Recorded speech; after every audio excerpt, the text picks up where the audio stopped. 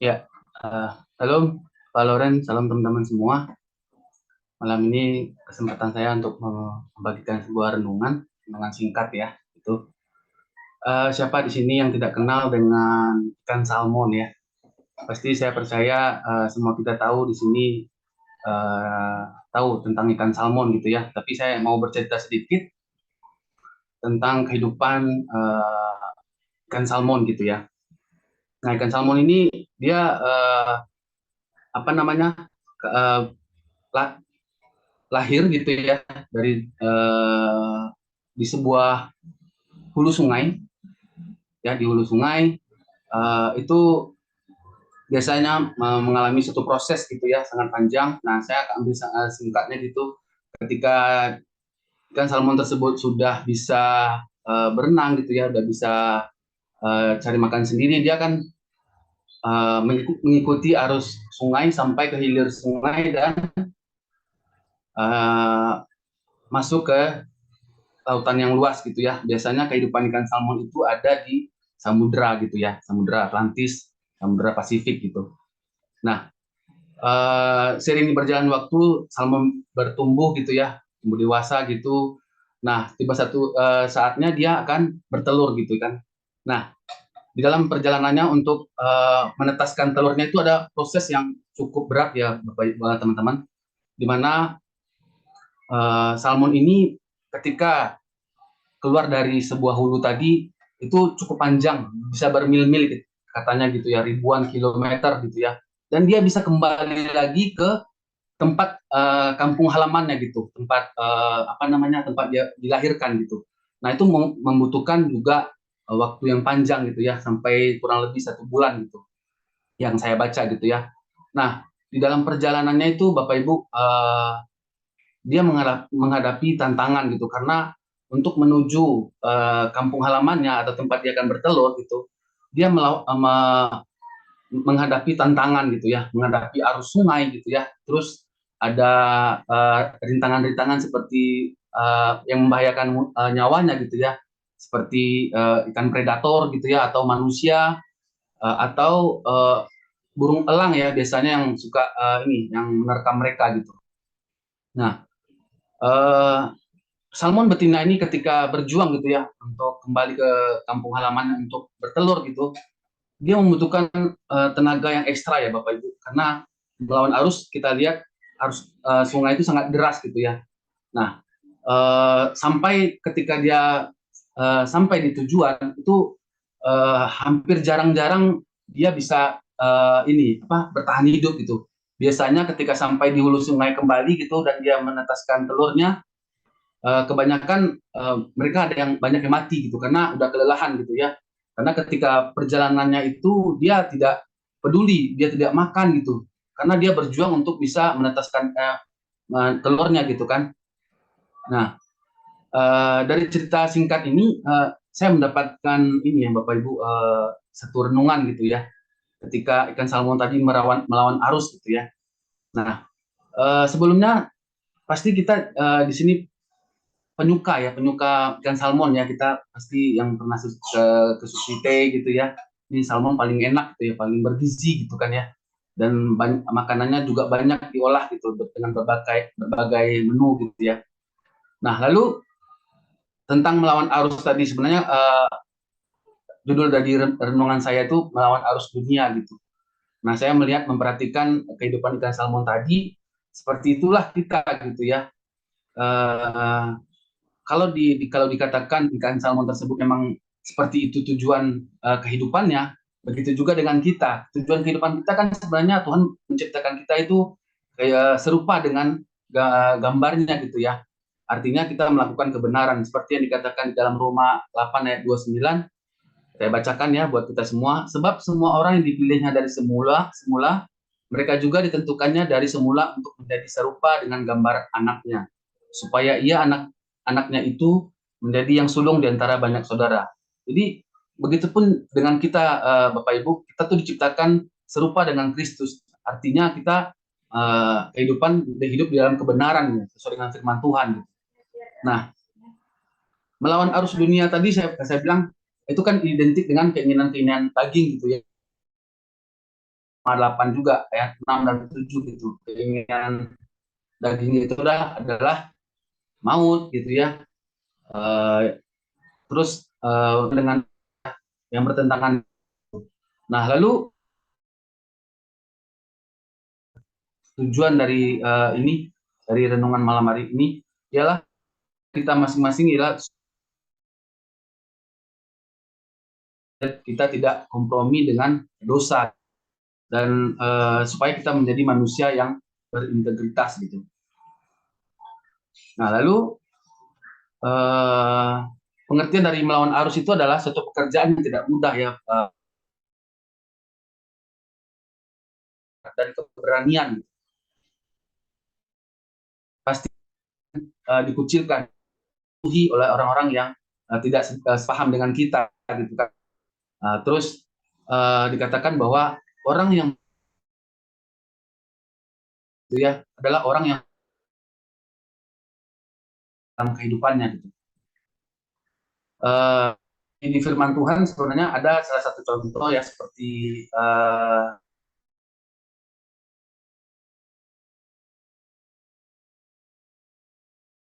dosa gitu ya. Pada gitu, tapi Nuh tidak. Nah, jadi apa yang bisa kita dapat? Uh, saya mendapatkan dari Yakobus 1 ayat 2. Saudara-saudaraku, anggaplah satu kebahagiaan apabila kamu jatuh ke dalam berbagai pencobaan gitu. Sebab kamu tahu bahwa ujian terhadap imanmu menghasilkan dan biarlah ketekunan itu memperoleh buah yang matang supaya kamu menjadi. Lanjut kayak 12-nya Yakobus 1 ayat 12. Berbahagialah dalam pencobaan sebab mahkota kehidupan telah kepada barang siapa yang mengasihi dia. Artinya ketika kita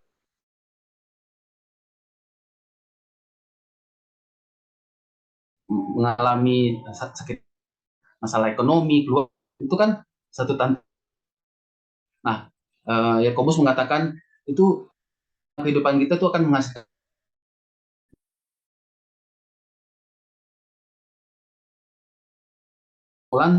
Bapak Ibu teman-teman merenung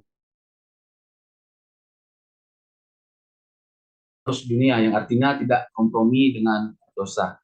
Mungkin itu aja Pak.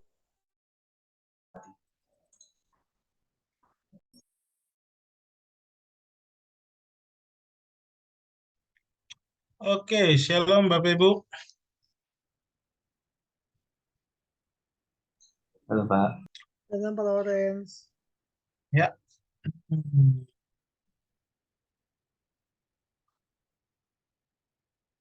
Saya minggu ini senang, satu sedih. Karena saya senang karena saya tidak jadi kuliah. Saya sedih gara-gara tidak jadi kuliah. Tidak jadi kuliahnya karena dosen saya sakit. Jadi harusnya saya minggu ini kuliah, tapi tidak jadi karena dosen saya sakit. Dan hari ini saya masih banyak tugas sebenarnya. Tadi saya di kampus untuk ibadah chapel juga sangat melelahkan karena saya bisa dikatakan tidak mengikutinya full. Dan memang uh, saya diminta untuk bagian GA juga untuk gedung. Jadi tadi saya sudah membongkar gedung kampus sebagian dan besok saya harus pergi pagi-pagi ke Yogyakarta. Halo Bapak Ibu yang akan pergi juga ya. Kita sampai ketemu besok pagi ya di kampus dan kita melayani Tuhan di sana. Dan minggu ini penting berat lah ya, apalagi untung saya nggak jadi kuliah. Kalau jadi kuliah beratnya makin berat. Puji Tuhan tidak jadi kuliah. Jadi kita bisa bertemu di hari ini dengan suasana yang baik ya. Ya mungkin beberapa minggu ke depan kita akan gabungan dengan kelas pagi. Nanti kelas pagi gabung ke sini karena saya kuliah di pagi hari. sehingga jam mereka akan kepake. Jadi kita nanti kuliahnya sama-sama malam hari, jadi ada penambahan lah ya kita di kelas ini. Oke Bapak Ibu, kita lanjutkan pelajaran kita tentang teologi proper. Ya, mungkin di sini banyak sekali pertanyaan-pertanyaan Bapak Ibu. Nah, eh,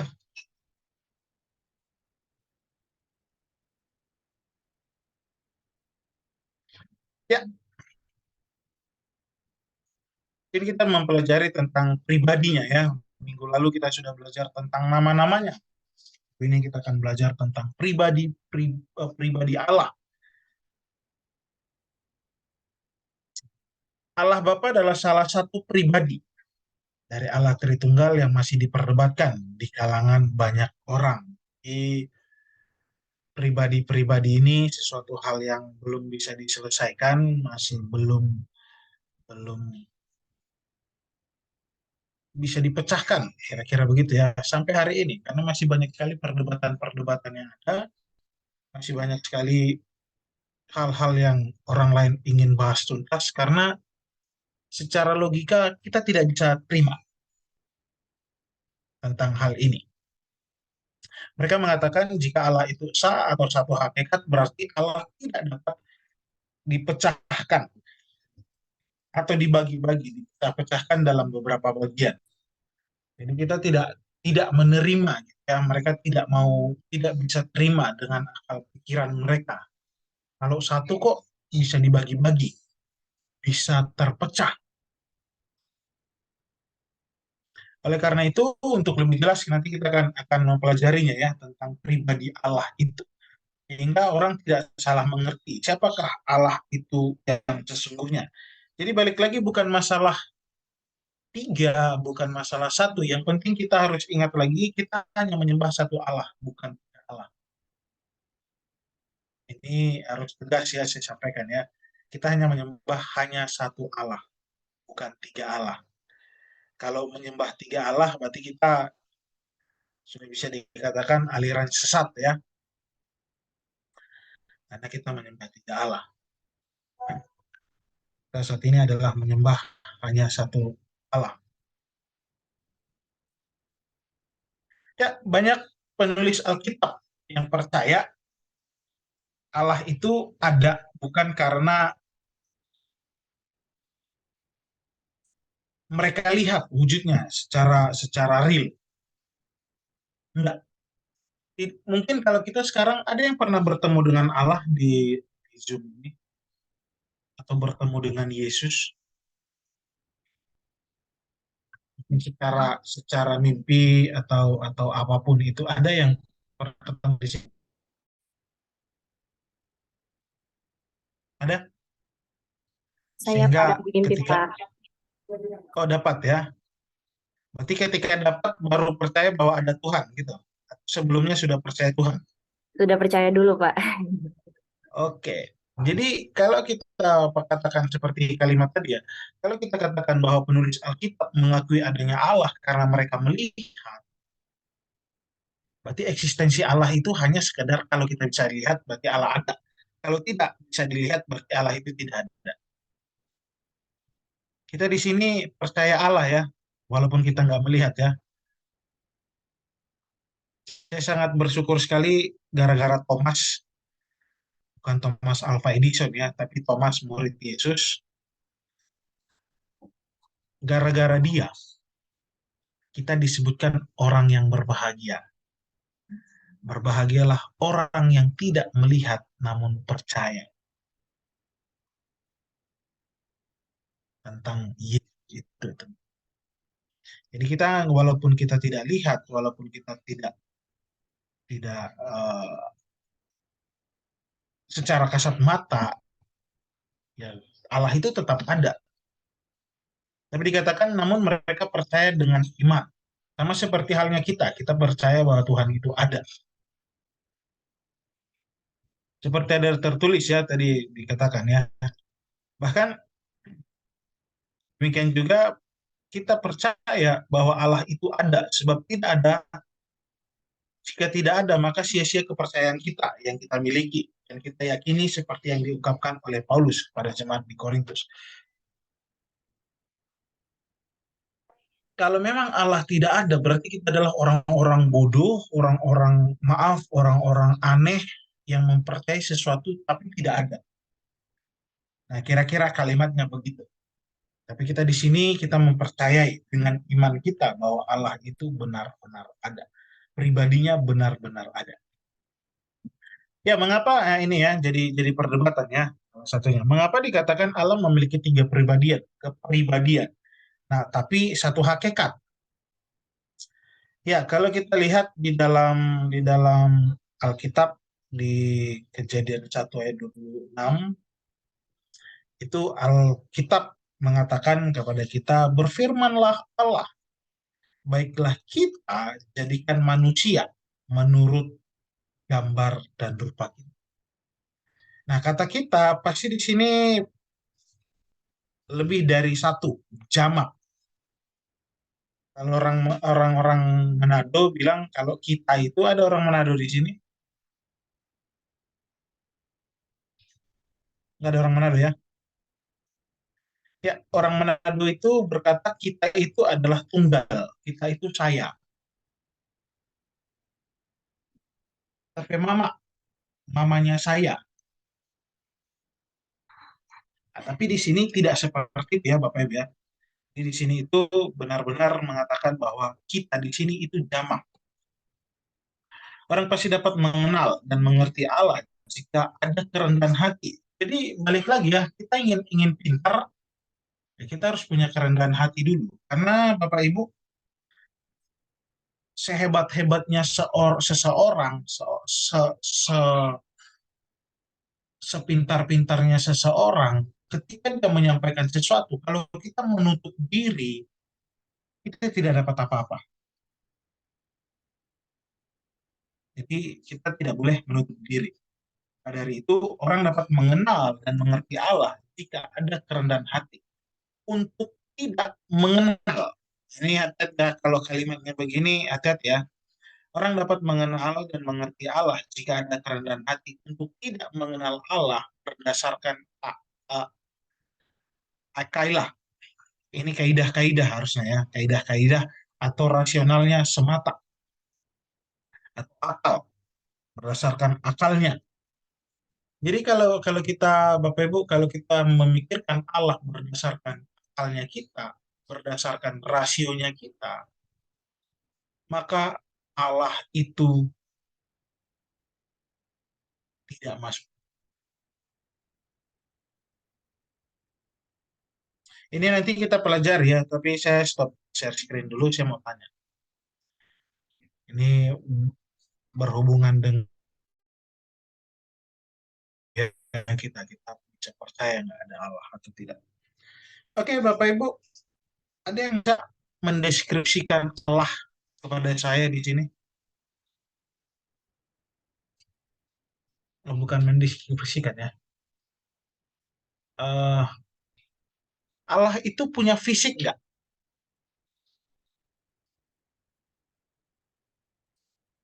Punya? Nggak? Enggak. Enggak, Pak. Nggak?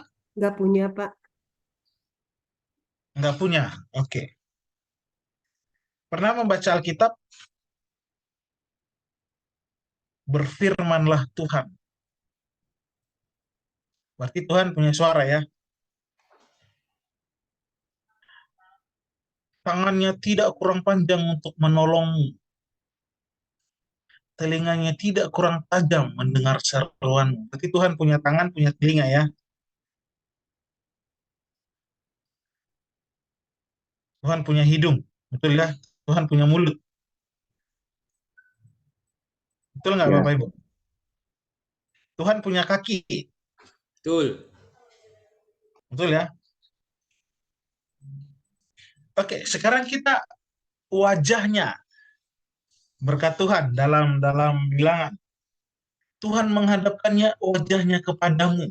Tuhan punya wajah. Oke, sekarang kita berimajinasi dulu.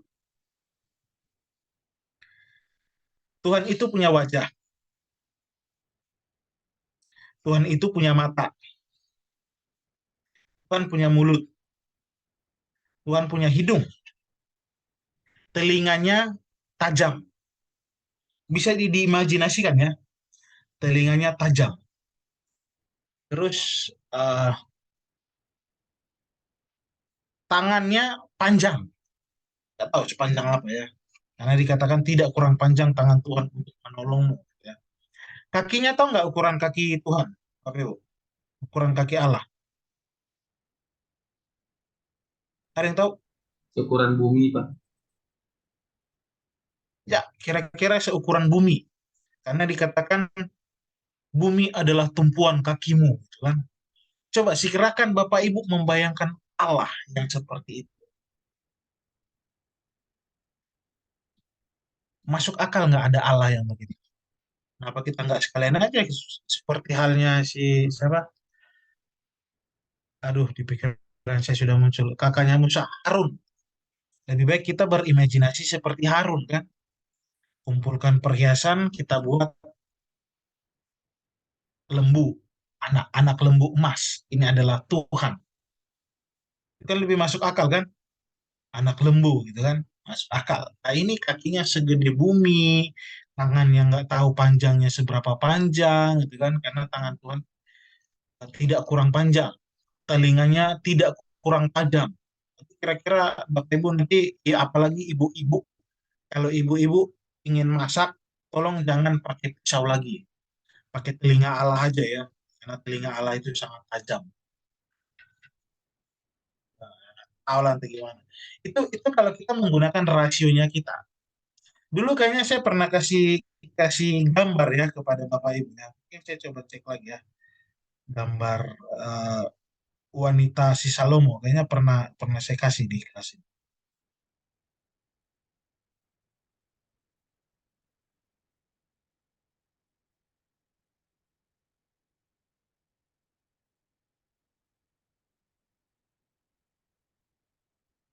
Jadi nggak selamanya kita harus menerima Allah itu secara secara rasionya kita, masuk akalnya kita. Nggak harus selalu ya.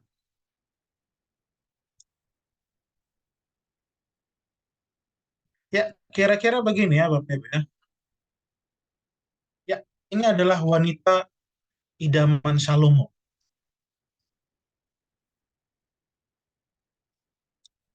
Bahkan ini, rambutmu bagaikan kawanan kambing, gigimu bagaikan kawanan domba, bibirmu bagaikan seutas pita kirmizi, pelipismu bagaikan belahan buah delima, lehermu seperti menara Daud, buah dadamu seperti dua anak rusa. Jadi ini adalah mempelai dari Daud. Kalau kita merasiokannya, ya kira-kira seperti ini. Bahkan Bapak Ibu pasti pernah dapat gombalan-gombalan ya, apalagi ini di zaman-zaman senior-senior saya. Itu dulu di zaman orang tua saya ada istilah kaulah bulanku, kaulah bintangku ya. Ada yang pernah dapat gombalan yang begitu Bapak Ibu? Oke, Bu Yunita tersenyum ya, kayaknya pernah ya. Itu gombalan di zaman bapak saya ya. Terus ada lanjutannya tuh, kaulah bulanku, kaulah bintangku. Gara-gara kaulah banyak uangku gitu. Gara-gara kaulah banyak utangku gitu harusnya biasanya. Jadi kalau kita istilahkan merasiokannya, itu nggak masuk ke rasio. Allah bulanku. Berarti kamu berkata saya bulat dong. Gitu ya.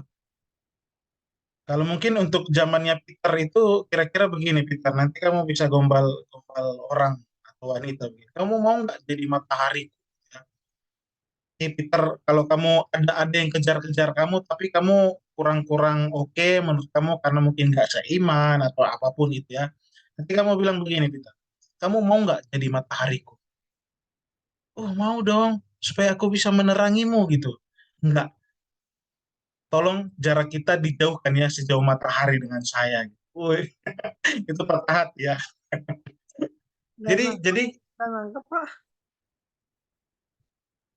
Jadi kita tidak bisa merasiokan Allah itu. Kakinya sebesar bumi. Berarti kalau kita ketemu Tuhan, gimana mau lihat dia? Begini juga kita nggak bisa, karena sebesar bumi. Oke, nanti Owen ya, kamu privat ya. Nanti kamu privat dengan saya. Jadi sangat sangat jauh Bapak Ibu. Untuk merasiokannya kita nggak dapat. Ya, jika demikian maka orang tidak dapat puas untuk mau menerima Allah. Itu tidak akan pernah puas kalau Allah itu punya tiga pribadi.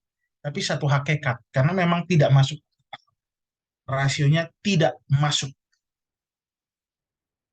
Gambaran Allah saja kita nggak tahu. Apalagi nanti yang lain-lain. Aja gambaran Allah aja kita nggak jelas, apalagi nanti sampai tiga pribadi gitu kan. Nah, itu udah ini lagi nantinya ke kita. Ya, ini dikatakan ya, ini masih tentang Allah itu adalah pribadi ya. Kita akan lihat Allah itu, ternyata Allah itu adalah roh. Jadi kita lihat ya, kenapa sih Pak Tuhan itu dikatakan roh? Tapi kok ada tangannya, ada matanya, ada kakinya gitu ya. Ada yang lain-lain gitu. Jadi nanti kita akan bahas. Allah itu adalah roh. Ini kita harus sepakat dulu bahwa memang Allah itu adalah roh. Mengawali dari pribadi Allah yang mengatakan Allah itu roh, ini bukan sebutan ya yang diberikan manusia kepada Allah. Tapi memang Alkitab itu sendiri yang sudah mengatakan kepada kita. Sehingga kita manusia tahu bahwa Allah itu adalah. Kira-kira ayat ini ada di mana Bapak Ibu? Dalam Injil Yohanes ini ditulis di mana? Allah itu roh dan barang siapa menyembah dia harus menyembahnya dalam roh dan kebenaran. Ada yang ingat ayat ini? Yohanes 4:23, Pak. Ya, konkordansi berjalan ya. Ada juga di sini. Puji Tuhan ya. Ya, tiap kelas itu, tiap angkatan harus ada konkordansi berjalan. Kalau ditanya ayat ini cerdas cermat, langsung ya. Ya, jadi memang Alkitab sendiri menjelaskan kepada kita bahwa Allah itu adalah roh.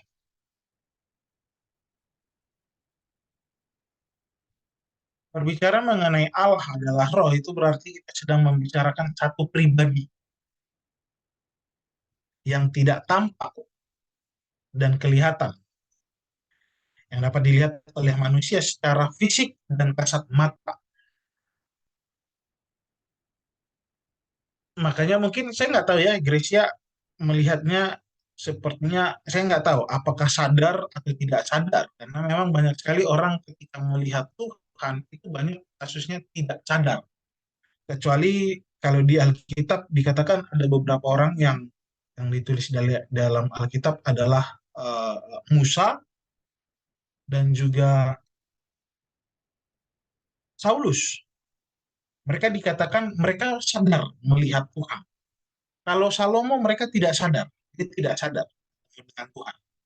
Karena waktu itu dia sedang tertidur. Mungkin kalau yang sekarang banyak orang itu rata-rata mengalaminya tidak sadar, mungkin di bawah mimpi atau sedang tertidur atau sedang apa, penting dia tidak sadar bahwa dia bertemu. Dia ini saya lagi nggak ngantuk nih. Saya tahu ini Pak Tommy ada di sini, saya tahu ada Ibu Emilia, saya tahu ada Pak Samuel gitu ya. Nggak ngantuk. Saya tahu apa yang diajarkan dan sebagainya. Tadi khotbahnya segala macam. Saya sadar.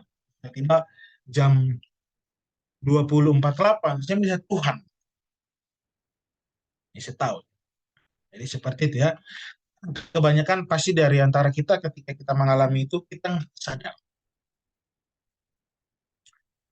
Allah tidak menggunakan tubuh insani seperti manusia yang dapat dilihat, dapat diraba dan dapat dipegang. Ini menurut uh, filsafat, apa yang tidak dapat dilihat, apa yang tidak dapat diraba, apa yang tidak dapat dipegang, itu tidak ada.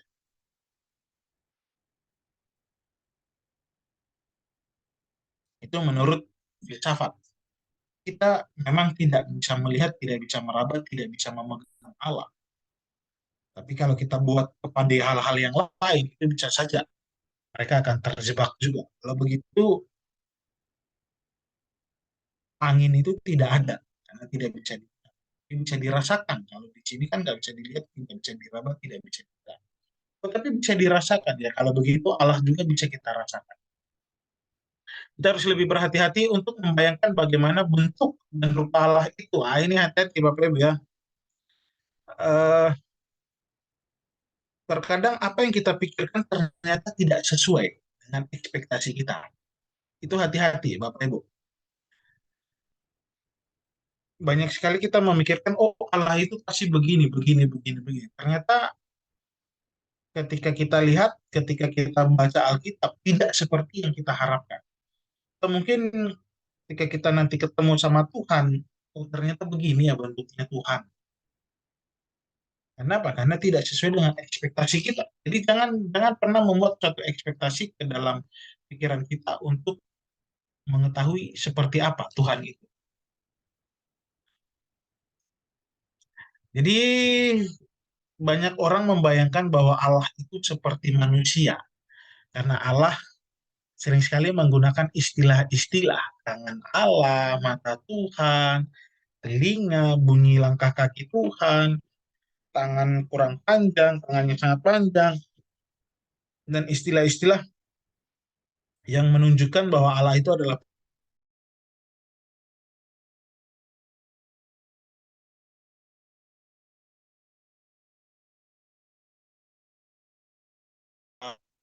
punya muka, punya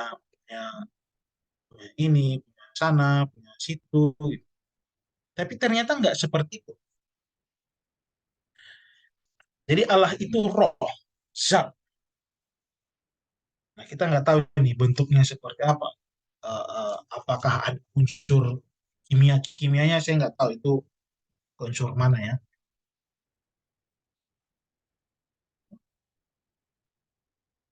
Yang penting Tuhan itu menunjukkan kepada kita bahwa dia itu ada.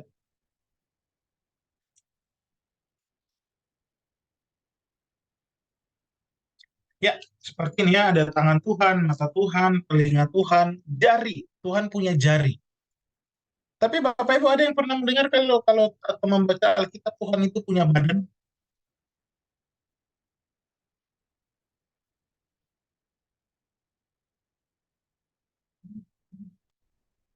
Halo Bapak Ibu, pasti kita sudah sering membaca Alkitab. Ketika kita membaca Alkitab ada dikatakan mata Tuhan, tangan Tuhan, telinga Tuhan, jari Tuhan. Kalau jari pasti ingat ya ketika Musa ya.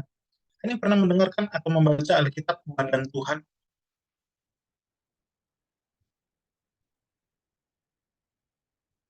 Nggak ada ya, nggak ada yang pernah baca ya. Tuhan punya badan. Berarti gimana dong? Tuhan punya punya mata, punya hidung, punya telinga, punya mulut, Tubuh punya kali, Pak. wajah. Kenapa? Tubuh kali. Ya, Ya, ada nggak tubuh? Tubuh Tuhan ada nggak? Selain selain tubuh jemaat ya, tubuh Kristus jangan itu nggak masuk. Pak, Itu gereja. Itu saya juga mau Bapak tanya Ibu. nih Pak. Kan kan Tuhan itu membuat manusia dengan gambar dan rupanya Dia ya.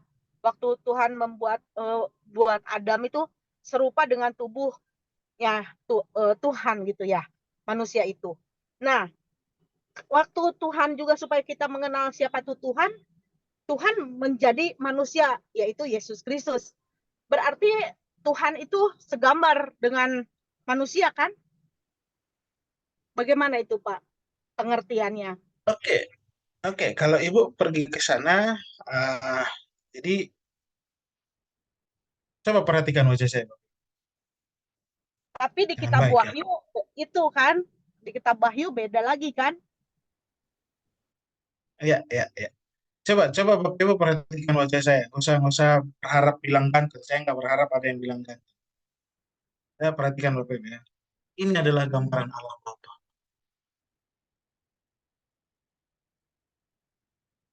Ini yang sekarang ya Bapak Ibu ya.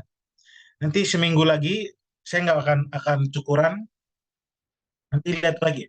Oh, berarti gambaran Bapak udah berubah ya. Maaf, ada orang-orang yang dilahirkan maaf, kurang. Eh, eh, eh, Anggota tubuhnya ada yang kurang menciptakan. Mereka pakai seperti itu juga gambar dan rupa Allah. Sebenarnya tujuan gambar dan rupa Allah itu bukan kepada wajah, bukan. Nah, di sini kan ada kulitnya putih, kulitnya hitam. Ini Pak Yuda ini bukan kulit hitam ya, tapi memang kayaknya backlight ya. Jadi gambarnya agak gelap. Mungkin ada yang terang, terlihat terang. Berarti ini kita Tuhan warna kulitnya apa dong? Kalau kita gambar dan serupa dengan Tuhan. Jadi bukan bicara tentang fisik, enggak, tapi kuasa. Bahwa manusia harusnya nantinya berkuasa di bumi. Jadi bukan bukan ke fisiknya nantinya Bu Nomi. Walaupun banyak orang menganggap itu fisik.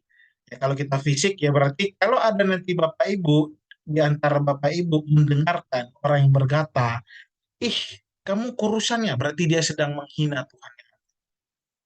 "Ih, kamu gemukan ya," berarti dia juga menghina Tuhan. Dan dia juga menghina Tuhannya saya. Karena Tuhannya kita satu ya, namanya Tuhannya kita ya. Oh, kok hidungnya dia besar ya? Berarti dia menghina Tuhannya kita. Oh, kok hidungnya dia agak ke dalam ya? Itu juga dia menghina. Jadi kalau ada yang hina menghina, bully membuli, berarti dia sedang menghina, membuli Tuhan. Itu kalau kalau kita berkata serupa dan segambar. Jadi sebenarnya bukan seperti itu, Ibu Nomi. Jadi itu berbicara tentang kuasa, bahwa Tuhan bisa berkuasa. Kita manusia harus berkuasa, menguasai uh, uh, bumi dan segala isinya. Nah, pada akhirnya, kalau kita lihat, manusia ternyata tidak bisa menguasai bumi dan serta isinya ya. Justru malah semakin terangkat. Pak Lawrence mau tanya, Pak. Ya. Pak, ada ya, bukan, kan tadi kayak Bapak kan, kita kan ngelihat gambaran Allah itu seperti itu, Pak ya. Tapi saya juga pernah lihat ya, Pak ya, kayak di mana ya dia tuh, jadi kayak dia kan kulit di bangsa, di suku kulit hitam, aduh saya lupa Afrika atau di mana ya, gambar Tuhan Yesusnya juga jadi hitam, rambutnya ikal gitu kan, Pak. Apa karena memang pemikiran mereka menurut pola pandangan kita mungkin Pak Lawrence tahu kan, ada yang Tuhan Yesusnya rambutnya panjang, ada yang kayak gimana. Kan saya eh, ngelihat gitu ya, oh kok di negara ini kayak begini, negara ini kayak begini gitu, beda-beda. Tapi memang yang menarik perhatian saya itu yang Tuhan Yesusnya hitam, rambutnya tuh keriting gitu kan. Jadi ya seperti pas tadi Bapak lagi bilang kayak gitu, saya jadi ketawa sendiri juga, membingungkan juga Pak. Apa mereka lihat dari sudut pandang kultur mereka, apa memang gimana Pak? Ya, ya, ya. Jadi saya nggak tahu yang Gracia temui itu, yang Gracia lihat itu Yesus ya, bukan Allah Bapa ya, tapi Yesus ya. Biasanya orang ketemu Yesus. Dan orang-orang yang kalau ketemu Tuhan itu Yesus, mereka akan berkata atau ditanya, kamu ketemu yang seperti apa? Seperti yang digambar. Seperti yang digambar itu. Karena apa? Karena yang kita lihat adalah yang jadi muncul. Itu kan gambar Yesus di situ kan, itu kan orang Eropa, bukan orang Timur Tengah kan. Ya, jadi kalau umpamanya Tuhan Yesus di Jawa, berarti Tuhan Yesus itu pakai belangkon. Dia pakai belangkon. Jadi tergantung, balik lagi, mungkin ada beberapa orang ingin, ya kalau di Papua pakai kotek kayak Bapak Ibu ya. Jadi jadi terkadang ada hamba-hamba Tuhan ingin menunjukkan kamu itu berharga di mata Tuhan. Karena Tuhan juga serupa dan segambar dengan kamu. Jadi mereka mengimajinasikan bahwa Tuhan itu seperti itu gitu. Tapi mungkin satu sisi bisa diterima dan mungkin ya walaupun ini bisa dikatakan penipuan publik ya Bapak Ibu ya, untuk menekan semangatnya ya, kita kulit hitam juga masih bisa eksis karena Tuhan sendiri pun kulitnya hitam. Jadi sebenarnya boleh-boleh saja, cuman nanti jadi ketemu dengan orang-orang yang yang pemikirannya, oh enggak, Tuhan enggak kayak gitu, enggak gelap begitu, apalagi nanti ketemu dengan istilahnya kulit hitam, kulit putih yang begitu kan, wah ini kan jadi perdebatan lagi, nanti mereka akan pecah perang gara-gara itu. Jadi Nah, Pak, enggak, ya silakan. waktu Pak, maaf Pak, waktu Tuhan membuat Adam, Adam itu kulitnya warna apa ya? Nah, itu dia kan pasti keturunan kan, keturunan dari Adam kita ini semua kan. Ya. Terus Tuhan itu menghembuskan rohnya ke Adam. Terus waktu Tuhan ke Maria pun Tuhan menghembuskan rohnya ke rahimnya Maria. Nah, Pak, jadi saya lagi tertarik sekali dengan hal ini. Jadi gambaran Tuhan itu yang sebenarnya gimana gitu? Ya. Jadi saya nggak tahu, Gracia ketika melihat itu apa yang dilihat? Terang atau ada wujud atau bagaimana? Dua kali sih Pak, tapi yang satu itu ada wujudnya sih Pak. Kayak yang Ada digambar-gambar di wujudnya. lukisan itu sih Pak. Kayak di lukisan Ah, itu. ya, kenapa? Oke, makasih. Jadi kenapa sampai muncul begitu? Itu karena kita sudah sering melihatnya. Jadi Tuhan akan menampilkan wajah yang seperti itu. Contoh nih, Supaya ini Pak dikenali ya Elman Pak. kayaknya, kenapa? Mungkin supaya dikenali atau gimana ya Pak? Kalau kayak Ya, gitu. supaya dikenali. Ini contoh nih, Pak Elman kayaknya masih di luar negeri ya, Pak Elman ya. Siap, Pak. Nah, Masih, ini kita lihat wajah Pak Elman ya. Dah paham ya, semua lihat ya. Tiba-tiba dia muncul nanti tanggal 2 ketika Natal. Ternyata dia kumisan gitu kan. Terus dia salam nih, Ibu Emily atau siapapun, dia salam kita semua. Ini siapa lagi nih orang gitu. Bapak orang mana? Oh, saya orang Duway. Siswa, iya. Angkatan tahun berapa? Tahun 2021. Yang mana? Harusnya saya ajar, tapi ini kok beda gitu ya. Terus dia buka mungkin kumisnya gitu ya, atau apapun aksesorisnya. Wah, Pak Elman sih sampai nggak mengenali. Jadi kalau Tuhan menunjukkan wajahnya, menampilkan dirinya kepada kita dengan berbeda. Sebentar, Anda ini siapa? Anda ini Tuhan yang saya kenal, atau Anda yang menipu, yang pura-pura menyerupai Tuhannya saya. Jadi pada intinya serupa dan segambar itu bukan masalah fisik, tapi kuasa. Bapak Ibu punya kuasa,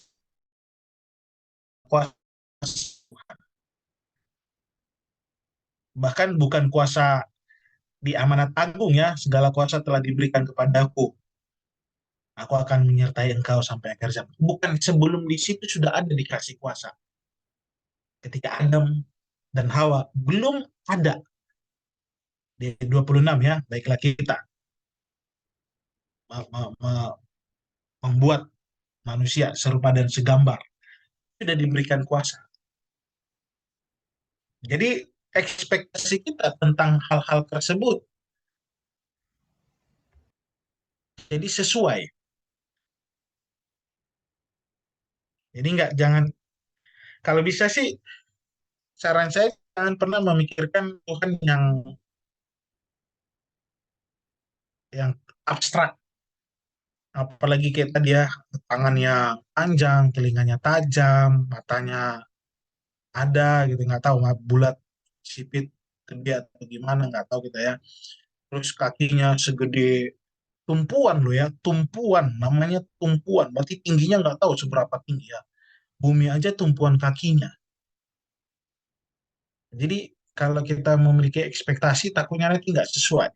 Dan Tuhan pasti akan menunjukkan dirinya sesuai dengan apa yang sering diungkapkan oleh orang lain. Pak Loren. Oke, Bapak Ibu, ada yang mau ditanyakan? Kalau tidak, biar kita lanjutkan nih. Berarti, Pak, Ya. waktu kita diciptakan segambar dengan Allah, berarti kita adalah anak kan, Pak? Kenapa?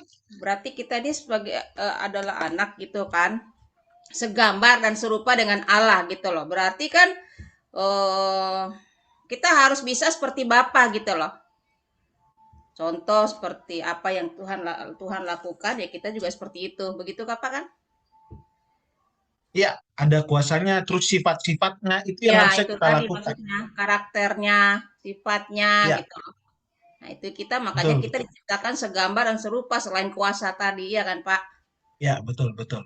Nah, itu. Jadi, Bapak Ibu, saya ingin ingatkan kepada Bapak Ibu semua ya di tempat ini ya. Tolong dengarkan baik-baik, tolong diingat baik-baik sampai Bapak Ibu mati. Kok kasar banget nih Bapak ini. Iya, karena kita sudah ada labelnya Bapak Ibu. Labelnya adalah orang Kristen itu pasti baik hati, baik, pasti suka memberi, punya kasih, gak suka marah-marah. Kalau Bapak Ibu ternyata ditemui tidak sesuai dengan itu, berarti Bapak Ibu bukan orang Kristen. Itu sudah hukum mati. Nggak suka baperan ya, Pak? Nah, Good. jadi ada satu ketika Ibu Tias, mungkin yang sudah pernah ketemu Bu Tias, itu dia sangat kecil, orangnya sangat kecil, mungkin ya semekot lah, istilah istilah orang semekot, semeter kotor, pendek sekali, dia pendek kurus, kecil sekali. Terus dia sedang sakit, tidak enak badan, terus dia minta dipijet orang lain. Nah, ketika dia dipijet, tukang pijetnya ini tanya, "Oh, orang Kristen ya?"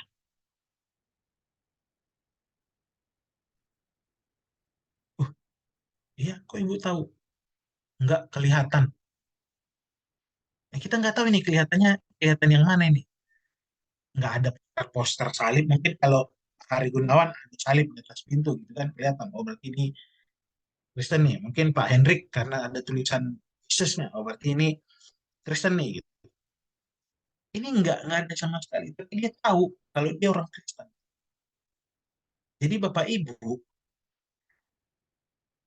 kemarin saya sebutkan nama L ya. L itu Tuhan. Hari ini enggak. Di jidat Bapak Ibu, ini maaf ya, saya agak kasar. Di jidat Bapak Ibu itu sudah ada tandanya kalau Bapak Ibu adalah orang Kristen. Kalau Bapak Ibu mau tutupin bagaimanapun, orang tahu Bapak Ibu adalah orang. Kalau nggak percaya, coba aja tes. Kasih makan sama orang lain. Atau Bapak Ibu berbuat baik aja. Pasti akan ditembak.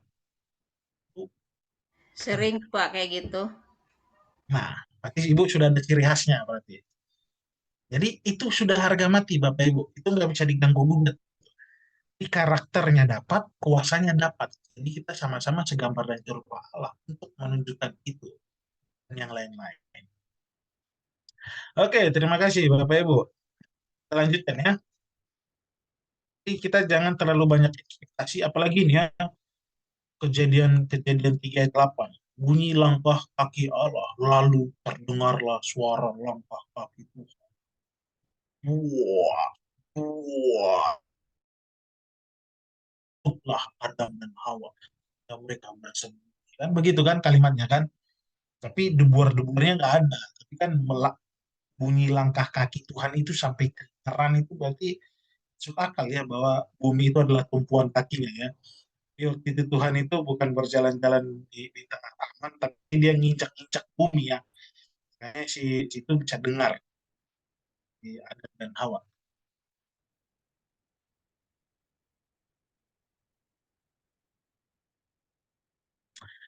Ya, Allah itu pribadi.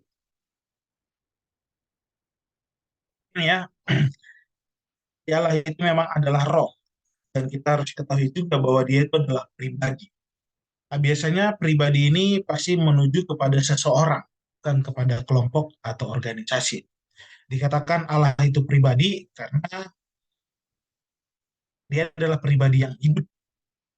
Karena Allah dapat berpikir, Allah dapat bertindak, Allah dapat bicara, Allah dapat berkomunikasi dengan manusia juga yang memiliki intelek. Bapak Ibu, apa sih bedanya kita manusia dengan ciptaan lainnya? Kenapa kita dikatakan sebagai ciptaan yang tertinggi? Apa sih Bapak Ibu bedanya kita dengan ciptaan yang lainnya?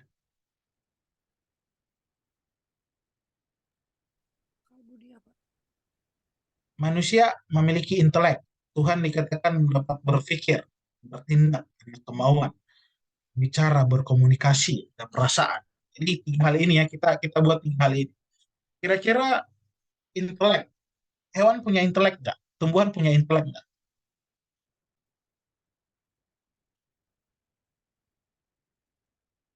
Halo, Bapak Ibu, hewan itu punya intelek nggak Bapak Ibu? Nggak ada, Pak. Nggak ada, Pak. Nggak Enggak, ada. Pak. Manusia Masa sih? apa yang ada? Ada, Pak. Ada. Punya, Pak. Hewan punya intelek? Iya. Ah, nggak punya. Insting iya, Pak. Karena hewan itu pasti akan mencoba seperti halnya semut, mereka kan mengumpulkan makanan. Berarti mereka punya intelek, punya pengetahuan. Lebah. Jadi mereka punya. Tumbuhan punya nggak kira-kira intelek? Kenapa Pak Hari? Itu bukan naluri, Pak. Bukan intelek. Ya itu masuk intelek. Naluri. Oke, kenapa Pak Hari? Ya masa sih, Pak, masuk ke intelek? Itu kan pengetahuan kan? Tadi Pak Irman bilang ini mungkin lebih tepat naluri, Pak. Naluri hewan. Ya, ya berarti mereka karena berpikir itu nalurinya. Kalau naluri, kalau manusia masuknya kemana, Bapak Ibu? Kalau naluri manusia, kemauan dong. Ya tadi intel Pak. Tumbuhan juga punya intelek, karena mereka akan berbuah pada musimnya. Ketika dia dapatkan bunga, mendapatkan air, pupuk mungkin ya kalau sekarang ya, matahari. Hewan punya perasaan. Punya Iya, Pak. ya. Tumbuhan punya perasaan. Punya. Hewan punya kemauan nggak? Itu kebetulan Ibu Emily tentang hewan. Hewan Ibu punya kemauan nggak, Bu? Banyak, Pak. Banyak kemauan. Berarti dia bisa mau handphone dong, Bu. Enggak, Pak. Dia Maksudnya bisa mau ganti baju gitu. maunya disayang, Pak. Oh, maunya disayang. Saya pikir saya mau makan KFC gitu. Enggak, Pak. Maunya disayang aja, Pak, kayak gini. Kalau kelamaan Jun ya kayak begini, Pak. Ya, jadi hewan itu sebenarnya nggak punya kemauan. Insting tadi itu masuk kepada inteleknya. Kalau kemauan itu mungkin seperti manusia ya. Apalagi bapak-bapak pasti akan takut, yang paling ditakutkan itu adalah jari ibu-ibu ya, jari telunjuk ya. Apalagi udah ke mall gitu. Saya mau itu udah nunjuk telunjuk udah itu kemauannya besar tuh. Itu ini gitu ya. Itu kemauan. Jadi hewan itu tidak punya kemauan. Kalau Pak, dia mau apakah makan ya itu masuk insting. Pak, apakah hewan punya kemauan juga? Dia kan mau pup, mau pipis, mau makan. Ya itu pengetahuan Bu, insting maksudnya ke sana, insting pengetahuan itu masuk ke sana Bu. Oh. Tapi nggak punya kemauan seperti halnya kita kan. Pasti saya yakin dan percaya Bapak Ibu pasti. Kenapa Bu? Ya mungkin kalau manusia kan namanya manusia mau baju baru, mau sepatu baru. Ya betul. Ada yang kayaknya udahlah nggak usah ikut kuliah Pak Loren lah, kita tidur aja lah. Kan ada yang kayak gitu kemauannya ya. Nggak lah, nggak lah. Nggak. Ya jadi begitu Bapak Ibu. Kita minimal Pak, selisih satu. Ya, Pak. Jadi letak intel apa tadi itu Pak? Yang seperti pohon, tumbuhan, binatang tadi itu kan bukannya manusia Pak yang punya. Masih penasaran ya, Pak? kita manusia punya intelek jauh lebih tinggi daripada hewan dan tumbuhan. Perasaan juga sebenarnya manusia lebih tinggi, cuman pada kenyataannya banyak sekali hewan lebih tinggi daripada manusia. Kadang kita bilang, saya berkata, dasar kamu nggak punya kepribinatangan gitu ya. Kenapa? Karena binatang kadang lebih punya perasaan daripada manusia. Kalau manusia Contohnya ketika dogi melihat ya Pak orang, ya? Ya ya Pak. apalagi kepada Dogi itu hewan paling punya ini ya. perasaan tuh dogi. Betul. Ketika tuannya sakit, tuannya meninggal, dia akan Iya, setia. lebih Bahkan dia setia bisa dogi. mati, ikut mati. Tapi kita harusnya manusia lebih tinggi dan kemauan manusia lebih banyak ya daripada kemauan hewan pun tumbuhan. Tumbuhan kayaknya dia nggak mau kalau diambil bunganya. Tapi dia nggak punya punya hal-hal yang lain untuk membela ya. Tapi kan kalau manusia kan masih punya. Ya, jadi Allah itu sama ya, punya intelek, punya perasaan, punya kemauan. Dia adalah satu pribadi yang hidup. Jadi Bapak Ibu, Tuhan kita itu hidup, bukan mati. Ada satu satu ejekan dari Elia, mungkin ada yang ingat ya. Dasar kalian ini sebenarnya kurang ajar juga ya si Elia ini ya. Bukan Elia yang lain-lain ya Bapak Ibu, tapi Elia yang dalam Alkitab. Dia apa ya istilahnya ya? Ahok itu masuk apa? Penistaan agama sebenarnya Elia ini. Di zamannya dia itu Elia sudah masuk penistaan agama. Ketika dia berdebat dengan para Baal, Allah, kalian kan punya Tuhan, punya tangan tapi nggak bisa berjabatan tangan, punya telinga nggak bisa mendengar, punya mata nggak bisa melihat. Lalu ini kan maksudnya kan penistaan agama ini kan pada waktu itu ya. Ayo, kalau memang kalian punya Tuhan, bisa dong pasti bakar korban itu. Gitu.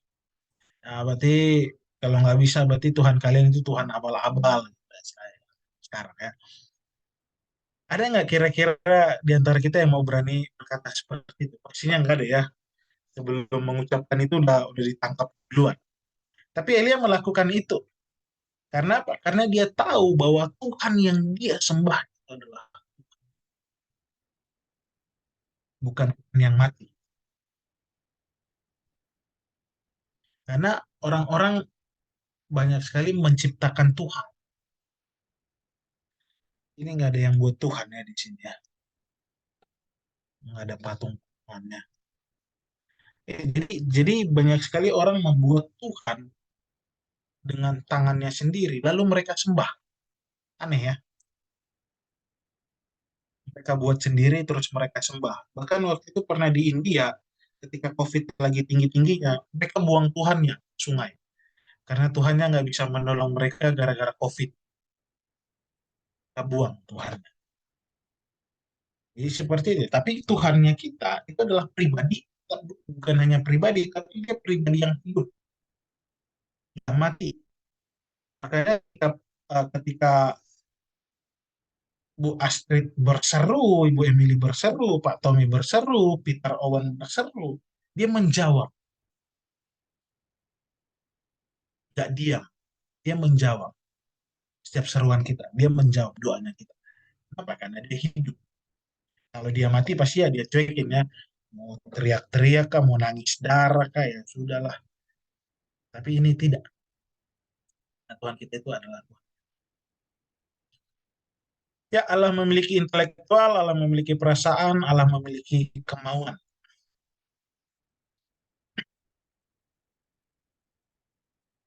Oke, ketiga hal di atas dijelaskan untuk menunjukkan Allah adalah pribadi yang hidup seperti manusia. Cuman Allah itu tidak ada usia ya. Kalau dibuat usianya, saya nggak tahu usia Allah sekarang ya. Karena dia dari kekekalan kembali ke kekekalan. Kekekalan itu saya nggak tahu seperti apa. Tapi pastinya dia hidup, pernah mati. Bukan berarti Allah meniru manusia atau manusia yang memberi hidup adalah, melainkan manusialah yang merupakan hasil dari ciptaan Allah yang sempurna. Jangan kebalik Bapak Ibu ya, kita terkadang membuat Tuhan itu kebalik dari yang seharusnya. Itu hati-hati ya Bapak Ibu ya. Kita berasa bahwa Tuhan ini terlalu lama kerjanya. Udah kita gantian Tuhan, aku yang jadi Tuhan, kau jadi manusia. Itu salah. Kita perlu ingat bahwa kita ini adalah hasil dari ciptaannya sempurna. Bukan kita yang menciptakan.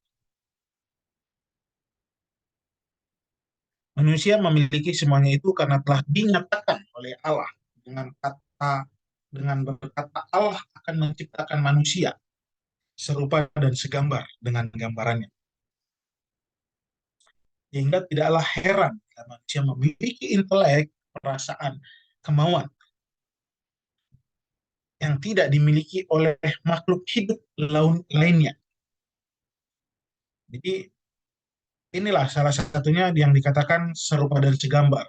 Memiliki intelek, perasaan, kemauan. Dan kita memiliki kuasa seperti yang Tuhan gunakan pada kita.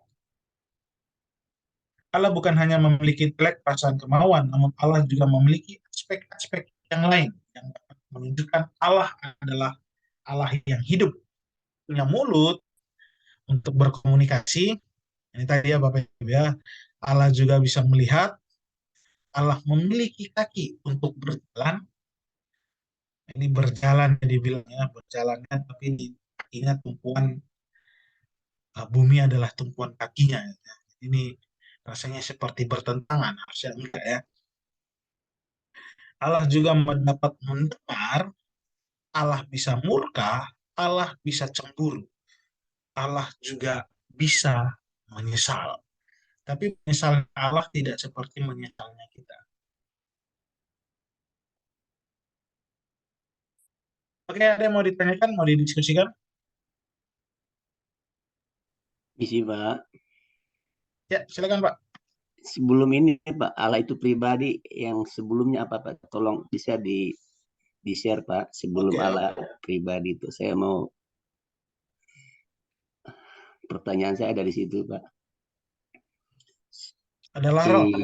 Nah ini Pak, eh,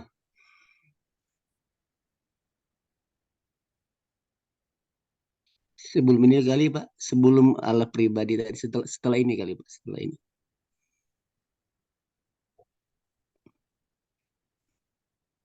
Setelah ini, Sebelumnya yang ini Pak. bukan yang tadi bilang Allah itu punya intelek, punya pikiran, perasaan, Oke. tidak dimiliki oleh makhluk lain. Nah itu dia, nggak dimiliki oleh makhluk lain. Berarti binatang sama tumbuhan nggak memilikinya dong Pak. Bukan begitu nggak Pak? Nah ini jawabannya Oh, Pak.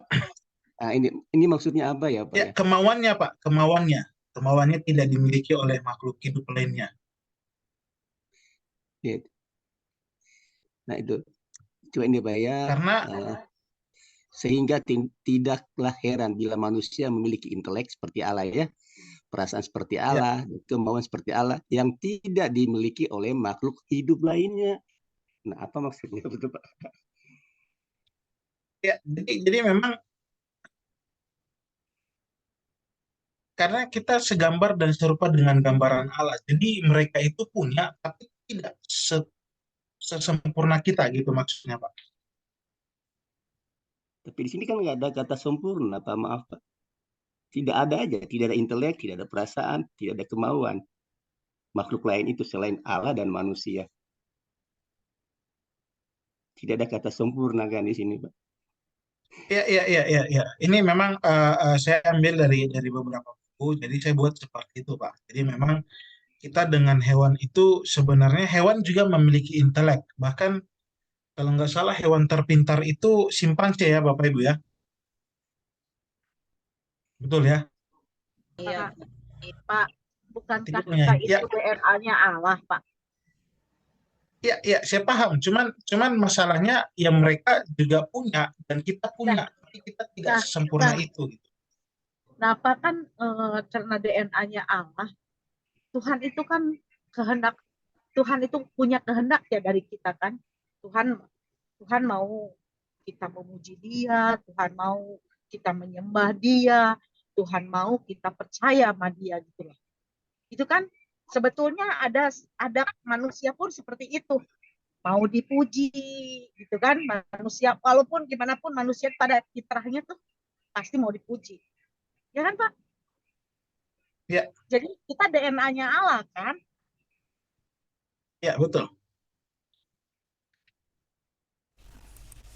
Maaf Pak, balik lagi ngomongin hewan nih Pak. Oke, Ngelanjutin Pak Elman tadi Pak. Kalau dulu waktu saya sekolah dari SD sampai itu, setahu saya perbedaan manusia sama hewan, perbedaannya di akal budi. Tapi Bapak sekarang bedanya di kemauan gitu. Apakah kalau tadi Bapak bilang kan, Oh, maaf ya bukan. Pak ya, Ya, oke, oke, oke, oke. Ya. Jadi sebenarnya kita manusia memiliki intelek yang lebih tinggi, yang mungkin tidak dimiliki oleh hewan. Tidak setinggi kita. Jadi kita balik lagi ya, ini semua bahasa buku. Saya pasti mengambil dari buku. Kalau memang kita nggak percaya, ya nggak masalah. Jadi mungkin kita lebih mengikut kepada buku yang lain. Ini kan menurut beberapa tokoh. Ini kalau nggak salah saya ambil dari si, aduh, apa sih namanya nih, saya lupa. Charles Ryrie. Ya walaupun memang pada intinya hewan itu tidak akan dibahas di mana-mana. Cuman saya ingin sampaikan kita sama-sama memiliki itu, memiliki intelek secara tidak langsung. Cuman mereka tidak setinggi manusia. Ya hewan pasti akan melakukan instingnya tadi kata Pak Elman ya. Ya insting itu saya maksudkan dengan inteleknya. Mereka menyimpan makanan sebelum sebelum tidak ada makanan dan sebagainya.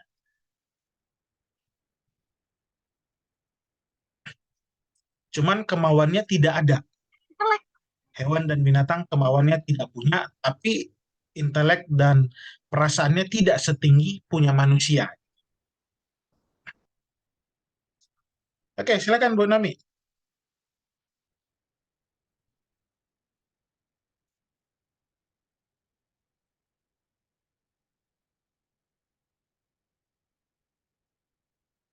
Silakan, kalau nggak percaya silakan aja dicoba. Kalau dikasih racun, anjing belum tentu mau. Karena dia punya intelek, dia punya insting. Nggak mau dia, Pak. Dia cium makanan aja kalau nggak enak nggak mau kok.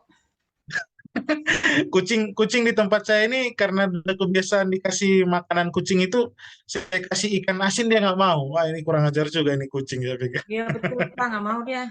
Tidak tahu mana yang enak. Jadi intelektual kelas hewan ya Pak ya. Ya betul. Makanya kadang ada istilah dasar, maaf ya, ada istilah dasar otak binatang gitu, otak udang, karena cuman setingkat itu ininya gitu. Jadi memang rendah. Tapi kalau kita tinggi, mungkin ya kalimatnya mungkin tidak ada kayak kata Pak Irman, tidak ada kata sempurna memang di sana. Tapi kan pengertian yang saya dapat, yang saya ingin sampaikan ya supaya kita mengatakan bahwa itu sempurna gitu. Kita sempurna. Ini mereka punya, tapi tidak sehebat punya kita. Oh Pak, jadi kan gini ya Pak, kayak dogi-dogi saya Pak ya, kan karena saya memang didik sebelum makan berdoa ya. Jadi mereka tuh sebelum makan ya berdoa gitu. Kalau waktunya saya kan lagi online tuh kan kita otomatis kebaktian di TV ya. Karena saya biasa diem, kalau saya nyanyi ya mereka ikut gonggong-gonggong begitu kan. Kalau saya dengerin firman mereka duduk nggak apa dengerin firman betul, nggak tidur nggak apa. Tapi begitu amin dia bisa lari-lari gitu kemana-mana. Itu termasuk intelek berarti apa ya? Iya dong, tuh anjing pinter. Intelek itu. doanya ke siapa, Ci? Ya, Ditanya kan dulu. saya ajarin doanya gini, ayo kita makan, kita doa supaya dikasih ke Tuhan atau kok. Soalnya kalau anjing saya cium makanan gak enak aja dia nggak mau, diendus-endus doang. Oke, nggak usah bahas itu lagi ya. Jadi intinya memang kita manusia yang sangat sempurna. Kita serupa dan segambar Ini sih dengan Pak, Allah. sebentar ya Pak. Sebentar ya Pak, bukan manjangin sih, tapi agak sedikit penasaran juga, dikit gitu. Silakan Pak. Tadi yang saya bacakan tadi, kan Bapak kutip dari salah satu buku ya Pak ya. Ya. Bahwa Allah itu intelek, punya pikiran dan kemauan sama dengan manusia, kecuali ya ciptaan lain selain Allah dan manusia nggak punya gitu loh Pak, kan di situ nggak punya intelek, pikiran dan kemauan. Itu dari, bisa minta nama bukunya nggak Pak, referensinya itu Pak? Kalau nggak salah Charles Ryrie Pak. teologi dasar satu. Ya, satu teologi dasar satu. Cairis Riri. Rairi. Ya, Charles Rairi. Iris Riri, Rairi Bu. Rairi.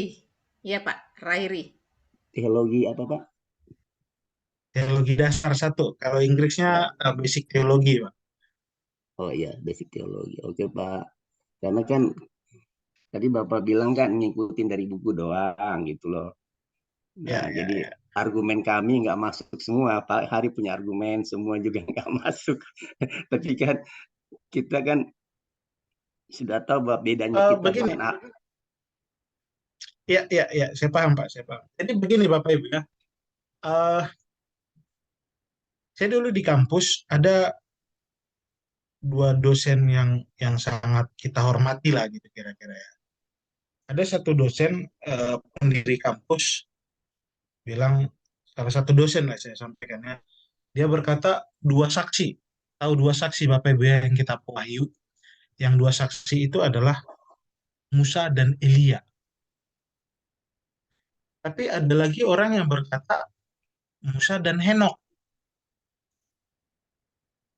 Terus kita pilih yang mana? Oh, pilih yang baik aja sama kita. Oh, nggak bisa. Jadi balik lagi apa yang saya sampaikan, ya kalau memang itu bertentangan dengan Bapak Ibu, nggak masalah loh ya, kita berbeda pandangan, itu nggak masalah Bapak Ibu. Iya, iya. Tapi yang berbeda itu adalah pendapat, pemahaman. Bukan berarti nanti kita bermusuhan Bapak Ibu, ya, jangan. Itu yang selama ini muncul itu adalah seperti itu di luaran sana. Oh, ternyata Bapak pendeta ini tidak suka dengan Bapak pendeta ini, padahal kan pemahamannya yang berbeda. Tapi yang digoreng itu isunya adalah, oh mereka bermusuhan, ini. Enggak. Berbeda pemahaman itu wajar, Bapak Ibu. Yang penting selama Bapak Ibu bisa mempertahankan pendapat tersebut, enggak masalah. Ya, saya tetap memegang pendapat saya yang ini. Ya, Bapak Ibu nanti berbeda dengan saya, enggak masalah. Paham ya Bapak Ibu ya? Iya. Berbeda Bapak, pendapat enggak masalah. Yang penting argumentasinya bisa kita pertahankan. iya, gini Pak, maaf ya Pak ya. Saya sih bukan apa-apa Pak Lawrence ya. Kan kita satu perguruan nih dari STTBDW. Ya, yang saya pikir ke depan gitu. Nah, seandainya dari STTBDW, maaf ya Pak ya, ini maaf sekali lagi Pak. Seandainya, maaf ya Pak, dosen satu pemahamannya begini, dosen yang lain begini, kedua, ketiga. Jadi kita satu alma mater, satu perguruan, memahami tentang Allah itu bisa beda begitu kan? Ya saya sederhana saja kan nanti susah, kita repot nanti dalam penetrasi di lapangan. Itu menurut saya Pak. Jangan sampai kita satu alma mater, satu perguruan, tetapi pemahamannya lain gitu loh. Nah, dosen ini lain, dosen ini lain, kan itu kan yang repot Pak. Pasti kita satukan persepsi kita, supaya mahasiswanya juga nanti keluar implementasi di lapangan satu suara gitu loh Pak. Itu aja Pak, makasih. Ya, saya paham. Cuman masalahnya begini Pak, kita itu kalau dibilang harus satu suara, berarti kita bukan mahasiswa Pak, siswa.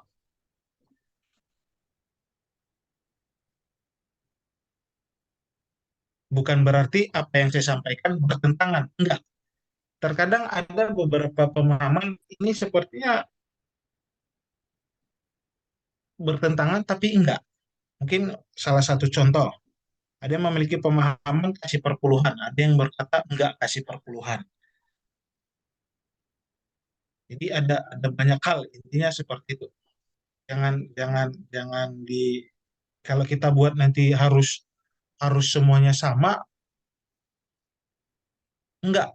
Karena Pak Elman di sana jemaatnya beda, yang Pak Budi di sini jemaatnya beda, Owen jemaatnya beda. Jadi kalau kita buat sama semua, nggak bisa, Pak.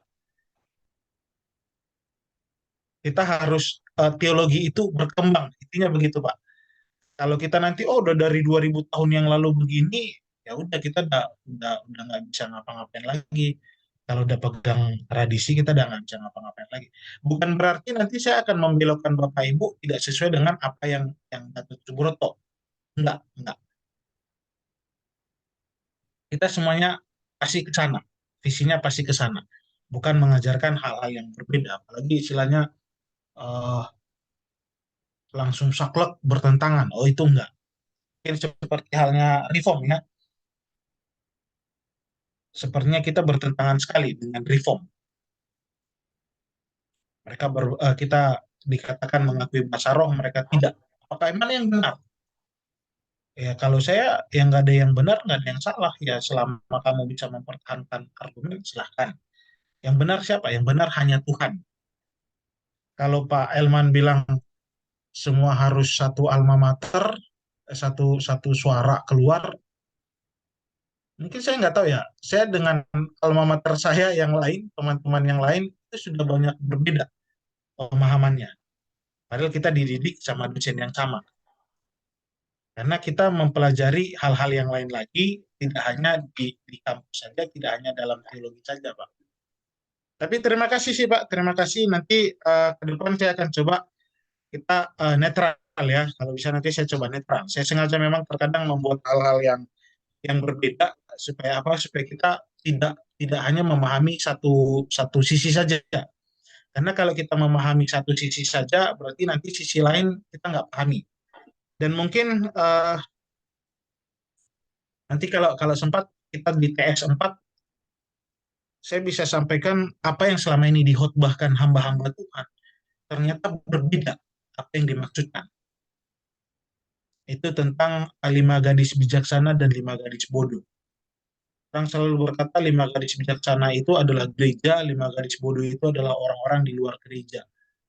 Mempelai laki-laki itu adalah Kristus. Nah, saya bongkar aja di sini ya, sebentar Bapak Ibu ya. Betul ya Bapak Ibu ya? Minyak itu melambangkan Roh Kudus, betul Bapak Ibu ya? Pertanyaan saya yang buat yang sudah nikah atau mungkin Peter yang belum menikah, kira-kira ada yang mau menemukan jodoh ke rumah pesta bawanya dari jalan?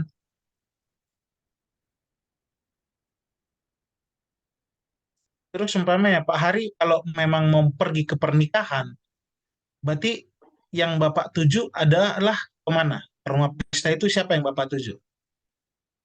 Mempelai perempuan pasti sudah ada di sana kan? Ya, betul. Tinggal Terus datang ya, siapa Pak. ini? Yang di jalan ini siapa dong Pak Hari? Emang ada mempelai wanita yang begadang-begadang nggak jelas di jalanan?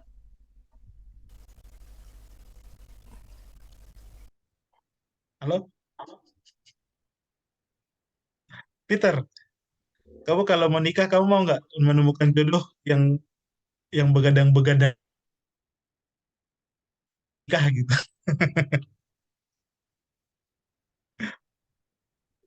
Begadang Dapat Bapak Ibu? begadang dalam Kenapa? hal dulu nih Pak. Begadang dalam hal apa dulu nih Pak? Kenapa? Ya, begadangan dalam hal apa dulu nih Pak? Dia begadang di pinggir jalan. Terserah mau dalam hal apa. Seperti halnya 5 garis bijaksana dan 5 garis bodoh. Kira-kira kamu mau bawa dia jadi istrimu nanti? Ya pasti kan enggak kan? Berat sih Pak pertanyaannya. Kita adalah mempelai laki perempuan kan? Gereja adalah mempelai perempuan, betul? Ketika Kristus beriring-iringan, dia mau menuju ke siapa? Menuju mempelai Kristus. Di manakah mempelai Kristus? Dia sudah ada. Terus 5 bijaksana dan 5 bodoh itu siapa? Selingkuh dong Yesus di situ ya.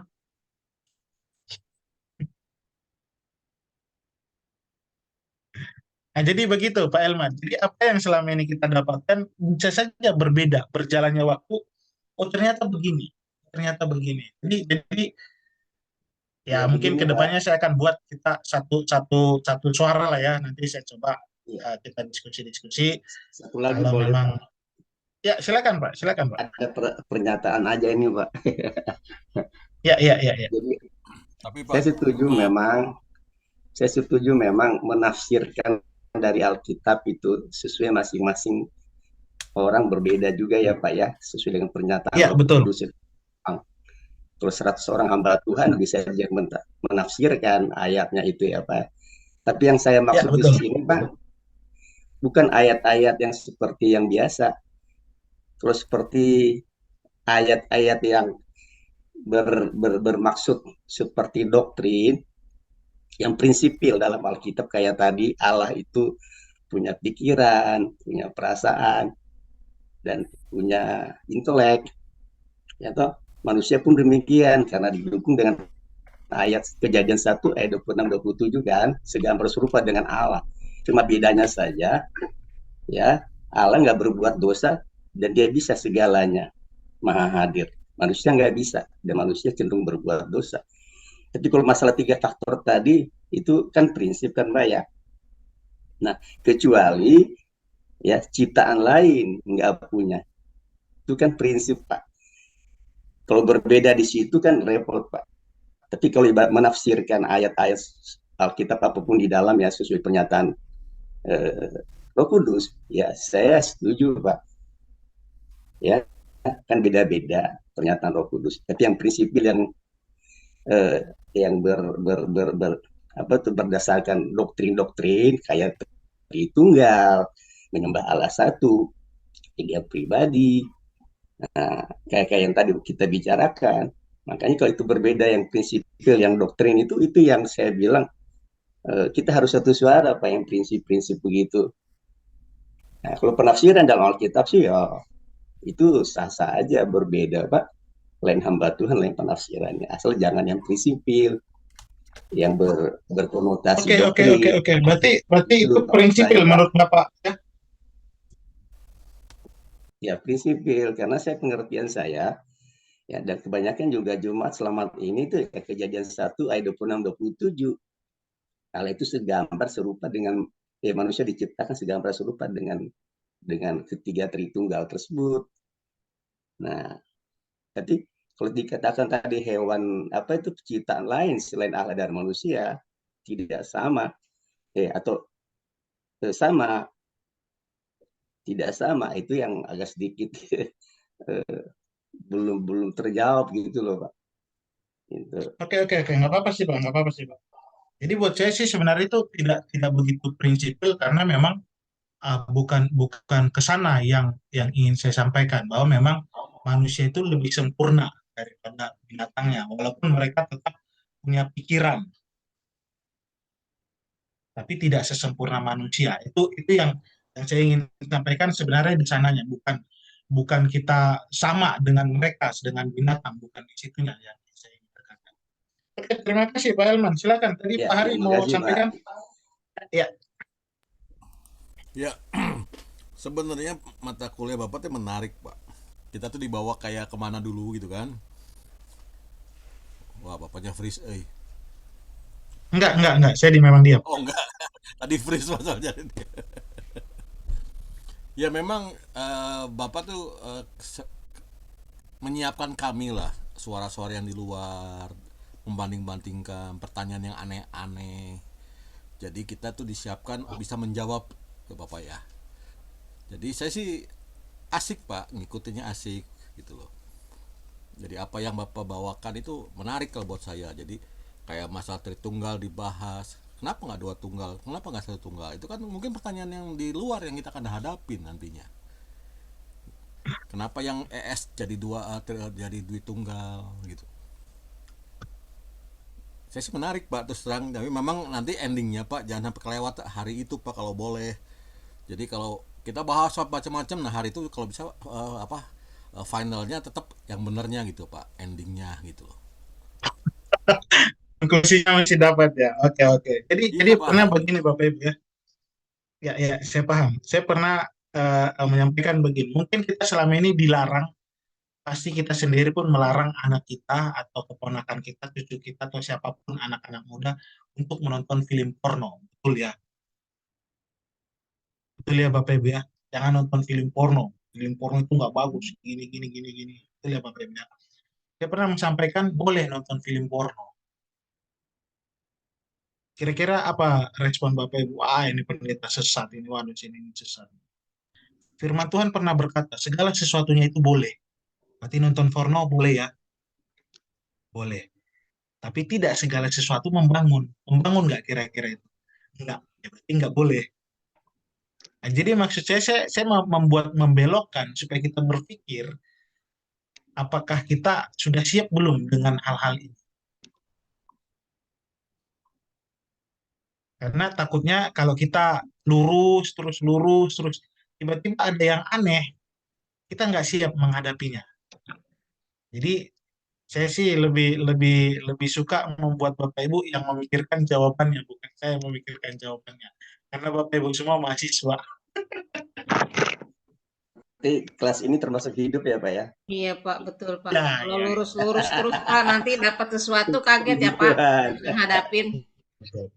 Intinya yang Pak Elman tadi, kalau buat saya nggak begitu prinsipil, karena saya pikir tidak begitu masalah sih sebenarnya. Cuman ya kalau memang prinsipil buat Pak Elman, udah nanti kita di akhir kita akan konklusikan semuanya, nanti kita akan konklusikan begitu Pak. Ini masih sebagian nih Pak, masih sebagian, pelan-pelan aja Pak. Ini kita pertemuan 13, 2 pertemuan lagi. Saya harap kita bisa selesaikan ya, karena materinya masih cukup lumayan. Nanti kita akan usahakan secepat mungkin, ya secepat kilat lah, kita buat privat kayak apa, kayak biar materi kita selesai. Nanti Bapak Ibu yang akan memikirkannya. Terkadang kita pikir, oh ternyata bukan seperti itu, ternyata seperti itu, gitu, berjalannya waktu. Jadi jangan menutup diri, intinya begitu. Ya mungkin Pak Elman menyampaikan begitu, ya nggak apa-apa, nggak masalah. Mungkin saat ini seperti ini, mungkin kan nggak tahu nanti ke depan bisa berubah atau bagaimana, nggak tahu. Dulu saya juga begitu, kayaknya enggak. Ternyata berjalannya waktu, iya. Dan mungkin ya semoga Pak Elman tetap mempertahankan, ya saya menganggap itu nggak prinsipil, dan intinya Tuhan Yesus itu baik. Amin. Kalau Amin. mau lihat Makasih ya. Bapak Ibu. Amin Pak. Ya, makasih Bapak Ibu. Kita Pak. akhiri pertemuan kita. Saya juga harus siap-siap juga untuk besok berangkat. Saya subuh dari sini ke kampus. Sampai ketemu di kampus buat yang berangkat mission trip. Dan sampai ketemu minggu depan untuk Bapak Ibu semua. Di kelas yang sama, tapi orangnya akan bertambah. Gabung ya Pak ya. Ya. Tuhan Yesus memberkati. Ya. Shalom. Terima Terima kasih Bapak Ibu ya. Makasih Pak Loren. Terima kasih Pak Loren.